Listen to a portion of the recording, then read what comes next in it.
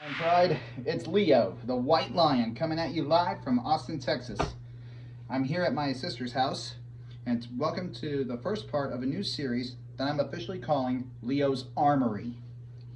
I'll explain what fields I'm going to be playing at, the weapons I'm going to be using, and the loadout I'm going to be using prior to that. As you can tell by my dark shirt right here, I'm going to be running a British SAS loadout. Now keep in mind, this has nothing to do with politics. This has nothing to do with real world events going on. This is pure loadout for airsoft. With that said and done, the field I'm going to be playing at tomorrow is going to be one of my personal favorites, and the first field I played at when I moved here to Texas Paintball up in Jonestown.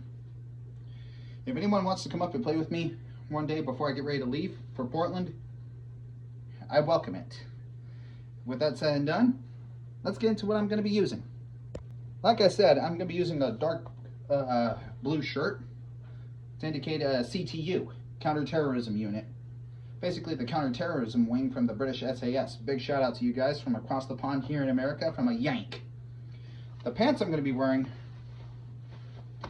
for tomorrow's outing are the 3-color DCU. Now, I've done my research, and the SAS does wear these primarily for joint coalition operations and big-time fights. So it's an honor to be wearing this, and also an honor towards the men and women who wore this during Operation Desert Storm, especially my dad's friend and former U.S. Army operative Richard Branton Jr. and current operative from my family, David Kincaid. I salute to the both of you, gentlemen. Now, the boots I'm going to be wearing are the standard U.S. military tactical boots. Once again, these were provided to me by my dad's friend Richard, so they have a little bit of a history with them. And they've seen a lot of combat over the years, as you can tell right here by the smudging. I use these all the time whenever I go play. The reason behind that is to help me get a good grip on the ground when I'm running, especially on uneven terrain. Now that I've shown you what my uniform's going to look like, let's get into some of the equipment I'm going to be using. As you can see right here, I'm wearing my Condor battle rig in Coyote Brown, complete with M4 magazine holsters. Each one of them holds one of my mid-cap magazines because I do a lot of military simulation. And this right here is just one of them, created by Crytac Enterprises, distributed through Evike. Big shout out to those guys. In addition, attached to it, I have my dump pouch back here.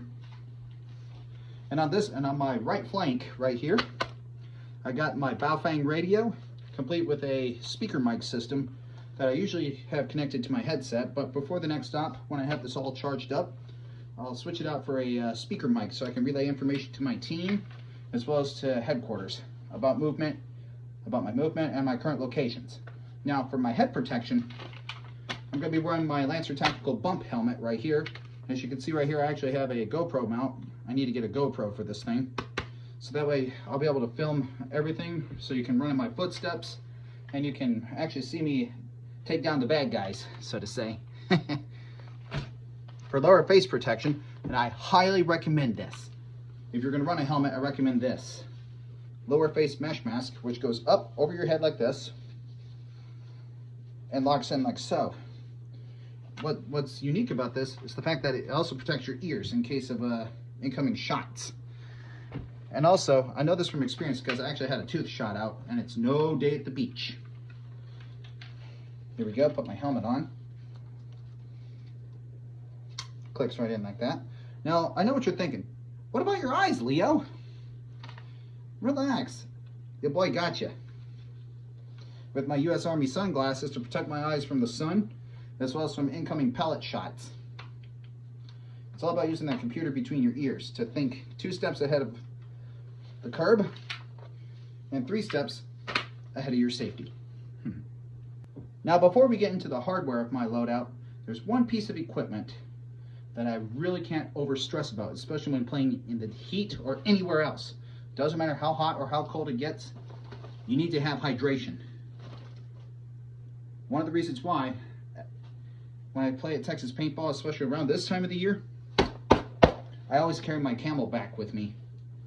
I know that from experience because a couple times I forgot to bring it with me and I nearly passed out in the heat.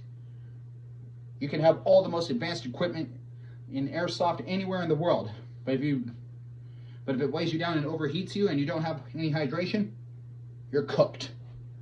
Or should I say, you're toast. Burnt toast, no butter. Hate to break it to you, but hydration is the most crucial thing for anyone. Now we're getting into the nitty-gritty, the hardware of my loadout. And I'm going to tell you, one of my weapons is down currently because I don't have enough magazines for it, and the current magazine I have for it, it's not working that well for me. But don't worry, we'll get to that in just a minute. But for now, this right here is my primary gun. What I am holding right here is the Crytac M4 battle rifle that I had since 2023. So it's officially 2 years old and it's still kicking butt. I've modified it, as you can see, to be the British SAS suppressed C8 with a mock suppressor and an EOTech replica for airsoft. This bad boy can use any standard M4 magazine. It doesn't matter if it's mid cap or high cap. There are two things I really like about this gun. First of which is the functional bolt catch right here. Rotary style hop up. Good. And a very, very satisfying click when you hit the bolt release. Another thing I like about it, it's M4. It's always ready to accept M4 magazines no matter what. And as you can see, I have a 3-point sling attached here, so that way I can carry the gun without having to have my arms wearing out on me. Now look right here. So I run out of ammo. I can go from there, get my handgun out. For my handgun, until I get new mags for it, is my KJ Works P226, a classic among the British SAS as well as American SWAT teams, as well as the Navy SEALs. Big shout out to those guys. Right here, as you can see, it's a gas blowback. And like I said, until I get more mags for it, it's benched. But once I do, it will prove itself to be a very reliable sidearm. Perfect for any operational situation. With that said and done, I've gone over my loadout. Now I'm going to tell you about the field I'm going to be playing at. I'm going to be playing at Texas Paintball tomorrow. And that field has multiple maps. So the one thing I can tell you are two different tactics I have to use on the field.